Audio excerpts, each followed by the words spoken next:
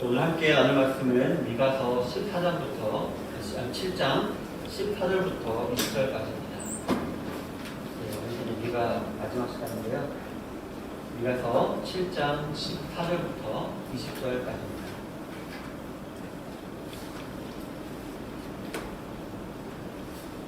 성경 1297쪽 번호되고요. 미가서 7장 14절부터 20절까지 우리 한 절씩 교독하시고 마지막 20절은 다 같이 함께 읽도록 하겠습니다. 제가 읽겠습니다. 원하건대 주는 주의 지팡이로 주의 백성 곧 갈멜 속 산림의 호율로 거주하는 주의 기업의 양떼를 먹이시되 그들을 옛날같이 바산과 길르앗에서 먹이시옵소서.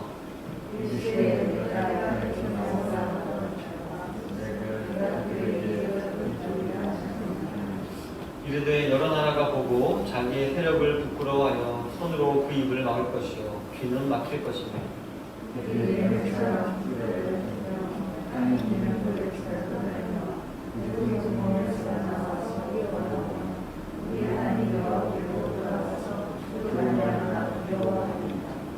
주와 같은 신이 어디 있으리이까. 주께서는 죄악과 그 기업에 남은 자의 허물을 화해하시며 인애를 기뻐하심으로 진노를 오래 품지 아니하시나이다. 같이 읽겠습니다.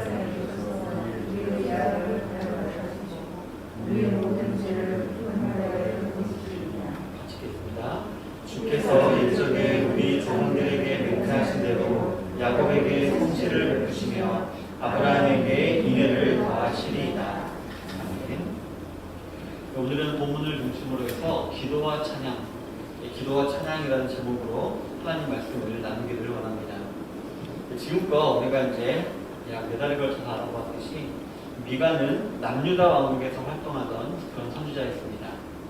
그 당시 남유다와 북이스라엘 왕국은 동일한 큰 죄를 짓고 있었는데요. 바로 우상 숭배의 죄였습니다. 그래서 각각 북이스라엘과 남유다는 아수르와 바벨론에 의해서 멸망을 당했고 그 사실을 예언하는 것이 지금 미가 선지자였던 것입니다. 하지만 이 미가 선지자는 단순히 그냥 건조하게 하나님의 예언을 전달하는 것에서만 그친 것이 아니라 그 당시 이스라엘 지도층들과 이스라엘 백성들의 죄를 낱낱이 지적하면서 진심으로 회개하며 돌아올 것도 요구하였습니다. 이렇게 마지막으로 기회를 준다는 것, 이렇게 돌아올 길을 열어주신다는 것은 하나님의 본뜻이 이스라엘 백성들을 심판하시는 것이 목적이 아니라 그들이 다시 자기에게 돌아오는 것이 목적이었다는 것을 알려주시는 것이었습니다.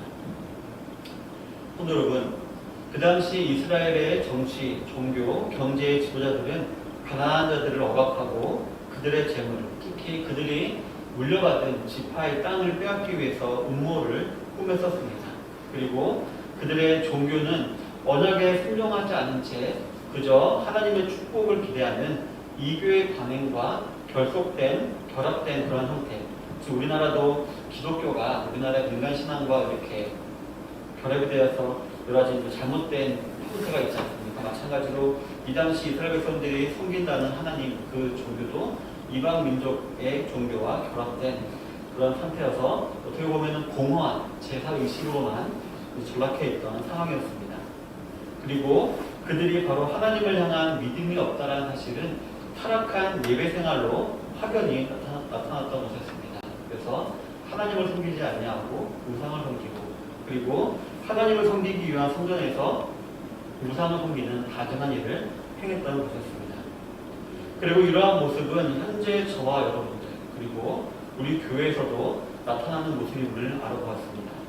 그렇기 때문에 저와 여러분들은 우리 각자의 영혼의 회복과 부흥을 위해서 뿐만 아니라 또 우리가 속해 있는 이 교회의 회복과 부흥을 위해서도 우리가 진정으로 기도하되 무엇보다도 진정한 예배의 회복을 위해서 우리가 애통해하며 기도해야 된다는 것을 우리가 알아보았습니다. 그러할 때에 저 여러분들의 고통은 아마 클 것입니다. 그래서 성경에서는 진통하는 산모와 같은 고통을 받게 될 것이다 라고 말했습니다. 하지만 이 산모가 아기 낳기 전까지 그때는 고통을 받지만 해산한 이후에는 그 이전의 고통이 기억도 나지 않을 정도로 큰 기쁨을 누리게 되듯이 결국엔 이러한 고통이 하나님과 약속하시는 놀라운 구원의 은혜를 체험하게 하는 그런 발로가 될 것임을 우리가 또 알아보았습니다. 그리고 우리가 그런 기쁨을 체험한 다음에는 하나님께서 원하시는 것, 즉 정의를 행하고 인자를 사랑하고 하나님과 항상 함께 동행하는 삶을 살아가야 한다는 것도 알아보았습니다. 하지만 여기 또 하나 우리가 유의될 것, 우리 힘, 우리 지식, 우리 의지가 아니라 바로 하나님께서 공급하시는 힘과 지혜로 우리가 이렇게 정의를 행하고 인자를 사랑하며 하나님과 동행하는 삶을 살아가야 한다는 것을 알아보았습니다. 그럴 때 하나님께서는 모든 대적들을 친히 타하시고 모든 것이 회복되는 구원을 베푸실 것이었습니다. 오늘은 이제 미가서 마지막 시간으로서 우리가 이미 소유는 하고 있지만 아직 완전하게 소유하지 못한 이 구원을 위해서 우리가 끊임없이 해야 할 것이 있는데 그것이 무엇인지 두 가지로 한번 알아보기로 합니다. 먼저 저와 여러분들은 하나님을 우러러보며 기도할 수 있어야 합니다. 본문 14절을 한번 다 같이 읽어보도록 하겠습니다. 시작. 원하건대 주는 주의 지팡이로 주의 백성 곧 갈멜 속 삼림에 홀로 거주하는 주의 기업의 양떼를 먹이시되 그들을 옛날같이 가산과 길앗에서 먹이시옵소서. 아멘. 방금 읽은 24절은 미가의 짧은 기도입니다. 이 기도에 보면은 지팡이, 기업, 양떼, 바산과 길앗 그리고 먹이다라는 단어가 여기 등장하는 것을 볼 수가 있는데요. 이 단어들은 공통적으로 어떤 목가적인 이미지를 우리에게 줍니다. 즉 넓은 들판에서 양들을 치는 선한 목자를 떠올리게 하는 그런 단어인 것입니다. 또한 미가는 자신과 같은 이스라엘 백성들을 향해 이렇게 말하고 있습니다. 주의 백성, 갈멜 속 산림에 홀로 거주하는 자라고 이렇게 표현을 하고 있는데요. 이것은 세상과 구별되어 오직 여호와 하나님만을 우러러보면서 공의와 인자를 행하면서 하나님과 동행하기를 원하는 자들, 즉 선한 목자에게 목양을 받는 양을 떠올리게 하는 그런 단어들입니다. 더 나아가 미가는 옛날같이라는 말로 사용했는데요. 이 단어는 옛날 다윗의 시대와 같이 이스라엘의 영적인 전성기를 뜻하는 단어로서 회복과 부흥을 떠오르게 하는 그러한 단어인 것입니다. 이처럼 미가는 하나님이 다시금 자신과 자신의 백성의 선한 목자가 되어 주셔서 하나님의 백성다운 삶을 살 수 있게 달라고 이렇게 짧게 기도를 하고 있는 것이었습니다. 성도 여러분, 저 여러분들은 기도를 해야 한다는 것을 너무나도 잘 알고 있습니다. 그리고 여기 계신 성도님들이 실제로도 기도를 많이 하고 계신 줄로 압니다. 그래서 저 같은 경우도 기도 리스트가 쫙 있는데요. 그 기도 리스트대로만 기도하면 한 25분, 30분이 그냥 흘러갑니다. 이처럼 우리 성도님들도 저처럼 리스트를 이렇게 적진 않았을지라도 뭐 가족을 위한 기도, 본인이 속한 부서를 위한 기도, 또 다락을 위한 기도, 또 자신을 위한 기도, 교회를 위한 기도, 나라와 민족을 위한 기도 등등 참 많은 기도 제목들을 가지시고 기도할 것입니다. 이런 기도들도 물론 우리가 반드시 잊지 말고 해야 될 중요한 기도일 것입니다. 하지만 저 여러분들은 이렇게 개인과 연관된 기도를 넘어서서 하나님과 연관된 기도를 할 줄 아는 자들이 되어야 합니다. 바로 하나님께서 우리에게 가장 원하시는 것, 바로 부흥을 위해서 우리가 기도할 수 있어야 한다는 것입니다. 하지만 여기서 우리가 가지고 있는 이 부흥이라는 것에 대한 선입관을 우리가 먼저 버릴 필요가 있습니다. 성도님들, 부흥하면 어떤 게 떠오르나요? 제가 어렸을 때만 해도 이제 이 시기만 되면은 뭐 신령대회 부흥이라고 해가지고 온 동네마다 전봇대 이렇게 포스가 붙어가지고 어느 교회에서 뭐 부흥이 한다는 게 말씀인데요. 우리 한국은 어쩔 수 없이 부흥하면은 그 부흥회가 떠올리게 되어 있습니다. 그래서 그 부흥회의 그 뜨거움, 그리고 전도 집회할 때의 그 열심, 그리고 혹은 교회 성장과 교회 개혁과 같은 이런 이미지가 떠오르는데요. 하지만 하나님께서 뜻하시는 부흥은 이런 의미가 아닙니다. 성경에서 말하고자 하는 그 부흥이 마치 오순절에 강림하셨던 성령의 부으심과 같은 것이라고 우리가 볼 수가 있는데요. 물론 이런 성령의 부으심은 사도행전 1장에 기록된 것과 같이 불과 같이 임하는, 불의 혀가 갈라지는 것 같은 여러 방언을 동반하면서 오는 그런 것들을 우리가 또 생각할 수가 있는데요. 하지만 여기서 말하는 성령의 부으심은 단지 눈에 보이는 이런 것들을 말하는 것이 아닙니다. 왜냐하면 성령님은 이미 저와 여러분들에게 물과 불로 임하셨고 지금도 저와 여러분들 안에 임재해 계시기 때문입니다. 따라서 제가 말하는 성령의 부으심이라는 말은 교회가 하나님의 교회라는 사실을 가장 뚜렷이 볼 수 있도록 성령님께서 반복적으로 우리에게 분별적으로 임하시기를 바란다는 의미가 되는 것입니다. 어떻게 보면은 인위적이고 세속적인 방법이 난무하고 있는 오늘날의 우리의 삶과 교회 현실 속에서 이러한 부흥, 즉 성령님의 임재로 주어지는 분별은 죽은 교회를 살리고 잠든 교회를 깨우고 무력한 교회에 생기를 불어넣어 주시는 하나님의 방법이요 수단이 되는 것입니다.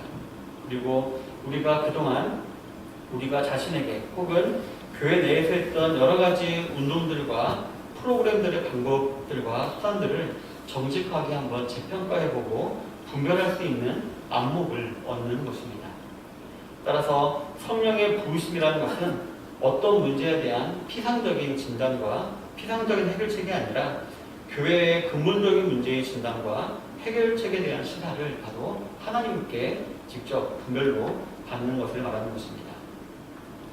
성도 여러분, 이러한 부흥을 위해서 기도하시는 성도님들이 계시기를 바랍니다. 아까도 제가 말씀드렸듯이 우리는 어쩔 수 없이 이 유교가 기반이 된 그리고 민속 어떤 그런 것이 이렇게 많이 퍼져 있는 한국에서 이렇게 영향을 받고 기독교 생활을 하고 있기 때문에 성경에서 말하지 않는 여러 가지 개념들이 우리 안에 들어가 있습니다. 그리고 그것이 맞다라고 할 때가 참 많이 있습니다. 가장 우리가 이제 속기 쉬운 것은 아마 그런 게 있을 것입니다. 진인사 대천명이라고 해서 우리가 우리 삶에서 열심히 다 하면은 하나님께서 우리를 어여삐 보시고 우리에게 복을 주신다. 어떤 그런 의미로 그것들 많이 있는데요.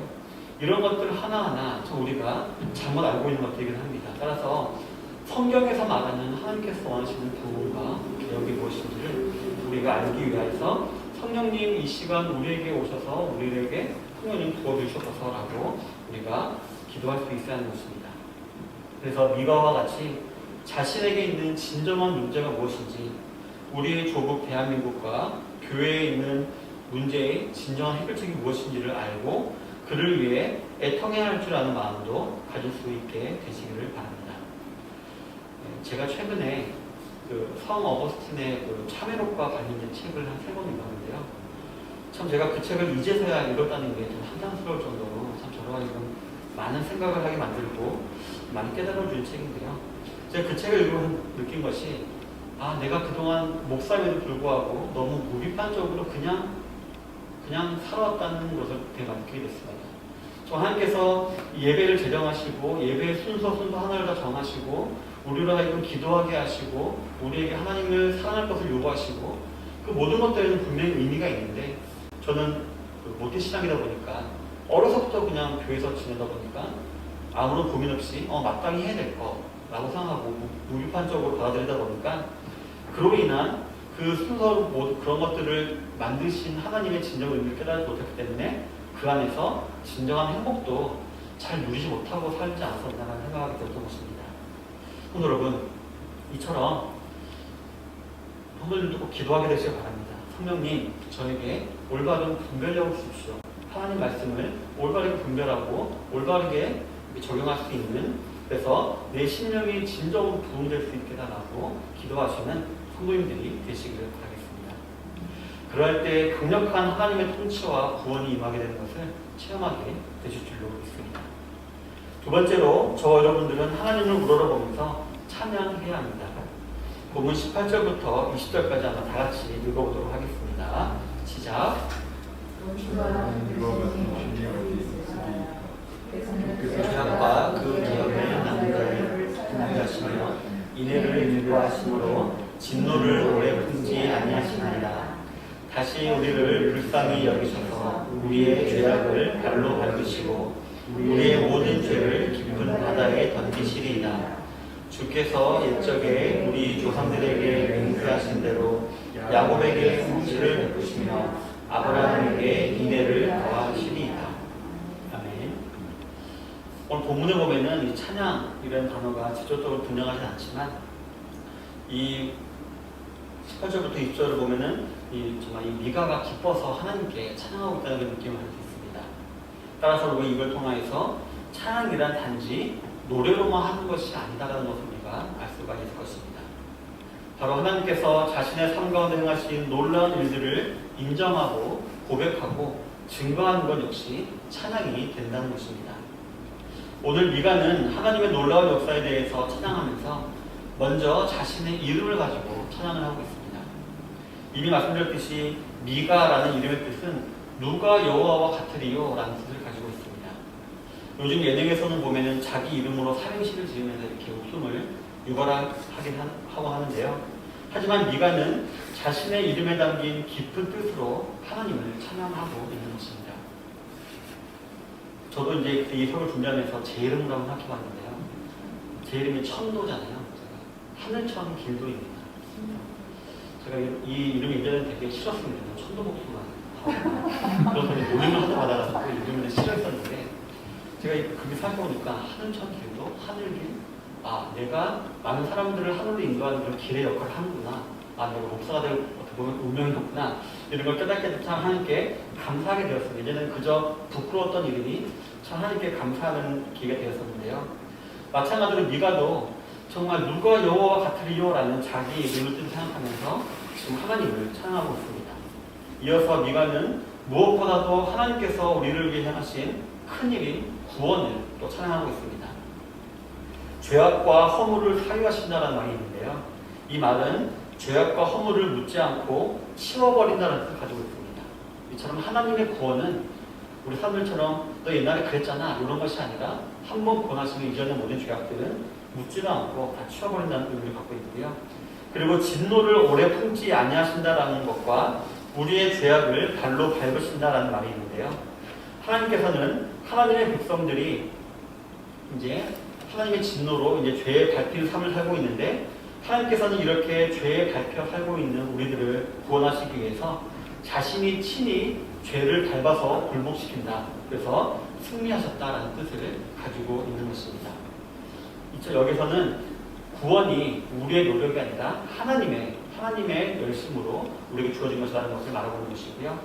이어서 우리의 모든 죄를 깊은 바다에 던지신다는 것은 죄가 다시는 우리와 관계하지 못하도록 멀리 처분해 버리신다라는 의미를 가지고 있습니다. 여러분 혹시 마틴 루터의 그리스도인의 자유라는 책을 혹시 아시는 분 있는데요? 여기서 이제 마틴 루터가 말하고 있는 그리스도인의 자유가 뭐냐면은 바로 죄를 짓지 않아도 되는 자유입니다.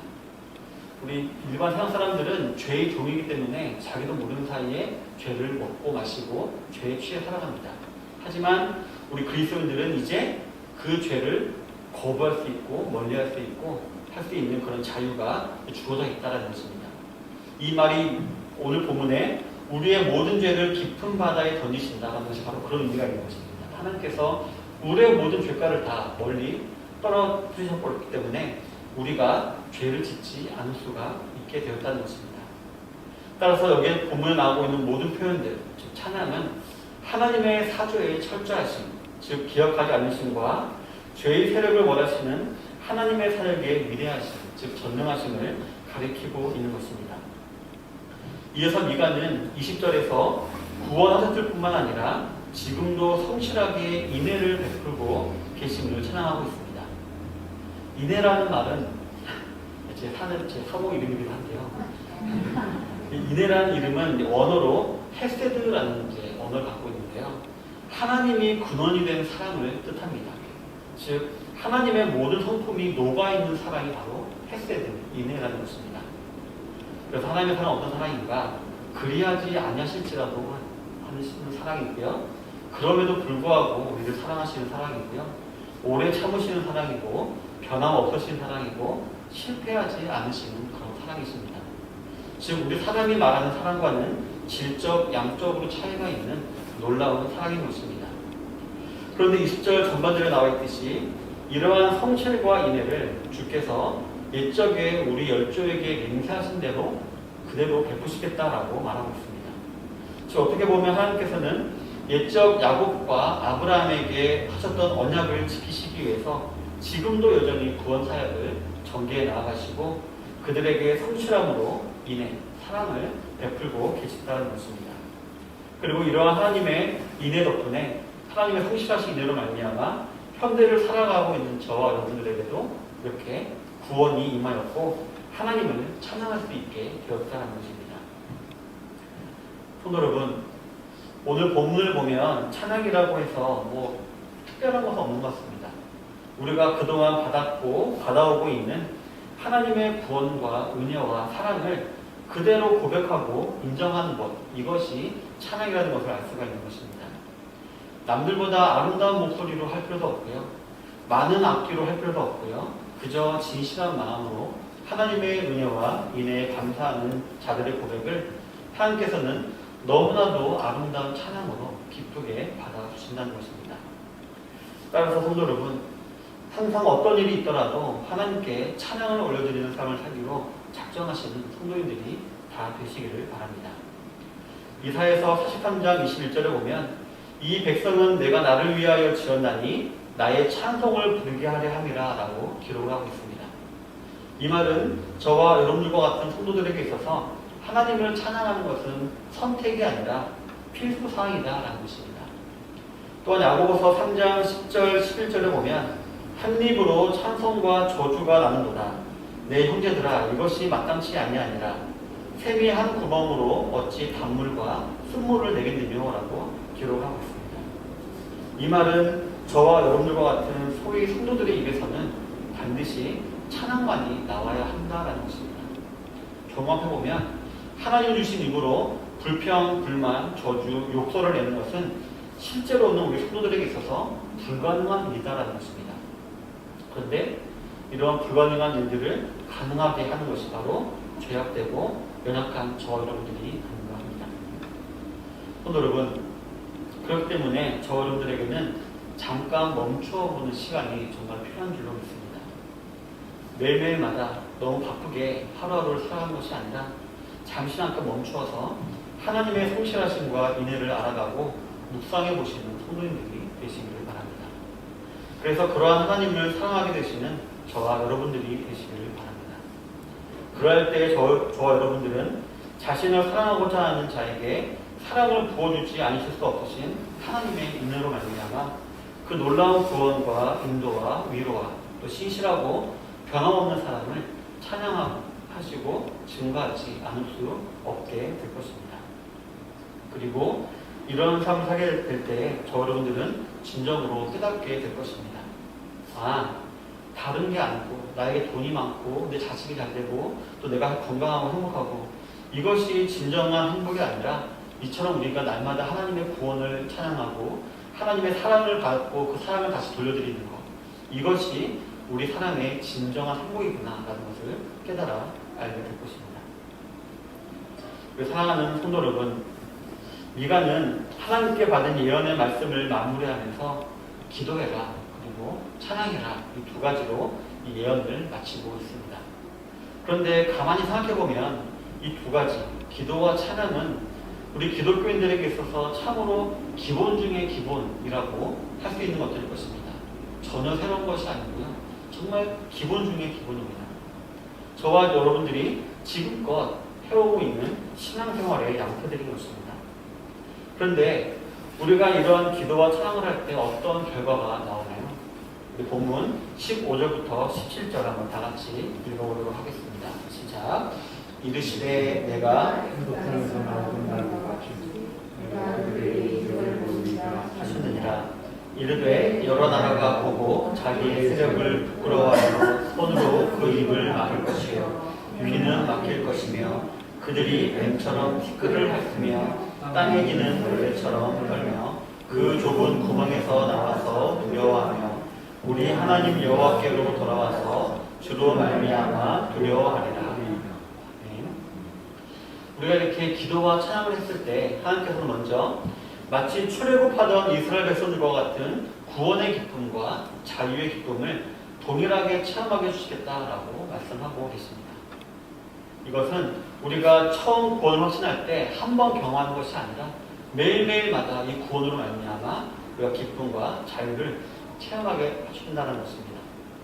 다음으로는 하나님께서 우리의 대적을 물리치시고 그들이 하나님 앞에서 두려워 떨게 만드시겠다라고 했습니다. 그리고 우리로 하여금 그 사실을 보고 자연스럽게 찬양하게 하시겠다라는 것입니다. 성도 여러분, 이러한 하나님의 약속을 매일의 삶 속에서 체험하고 계십니까? 다른 무엇보다도 내가 구원받았다는 사실 때문에 항상 기쁘고 즐겁고 자유롭고, 그리고 내 눈 앞에서 내 대적들이 물리쳐지는 것을 매일 삶 속에서 체험하고 계십니까? 만약 그렇지 않다면 그동안 저와 여러분들의 기도와 찬양이 하나님이 원하시는 방향이 아니었을 수도 있다는 것을 알려주는 것입니다. 한 찬양의 가사에도 있듯이 우리가 뜻없는 열정과 중심 있는 예배를 드렸다는 말이 될 수도 있는 것입니다. 그렇기 때문에 저와 여러분들은 잠깐 멈춰서는 시간이 필요한 것입니다. 그래서 하나님의 사랑을 깊이 알고 묵상하고, 그래서 하나님을 사랑하게 되어서 진정한 기도와 찬양을 올려드릴 수 있는 모든 성도님들이 다 되시기를 바라겠습니다. 그리고 더 나아가서 이 말씀을 통해 우리가 알 수 있는 사실이 하나 더 있는데요. 앞서 제가 기도를 말씀드리면서 부흥에 대해서 잠깐 말씀을 드렸는데요. 저 여러분들이 말세일 때에 믿음으로 인내하고 말씀으로 승리하는 방법, 즉 부흥하는 방법은 어떤 재미있는 프로그램, 큰 행사, 성령운동, 새로운 집회를 통해서가 아니라 바로 하나님 앞에서 우리가 진실된 마음으로 성령이 임재하는 부흥을 위해서 기도하고 하나님의 놀라우심과 위대하심과 신실하심을 찬양하는 것이 바로 전부다라는 것입니다.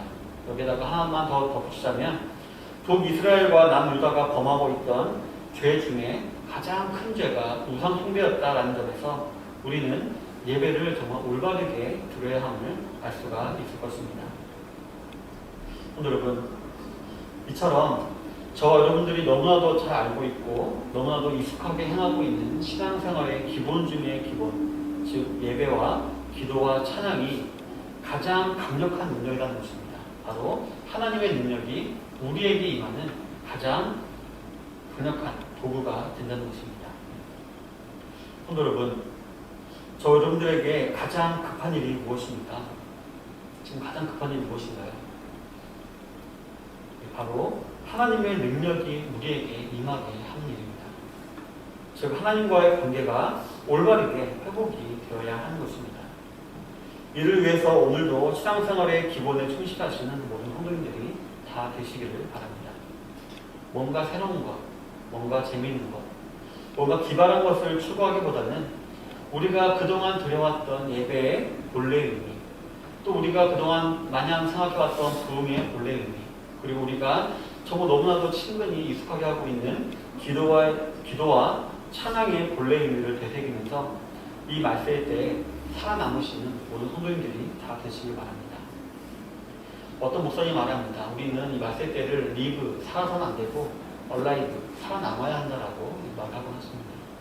따라서 이 말세일 때 우리가 살아남기 위해서는 하나님께서 우리에게 원하시는 것이 무엇인지 그 진정한 의미를 매일매일마다 우리가 생각해보고 그 가운데 숨겨진 하나님의 사랑과 은혜를 우리가 발견하고 그에 반응하며 살아가는 것이 좀 있습니다.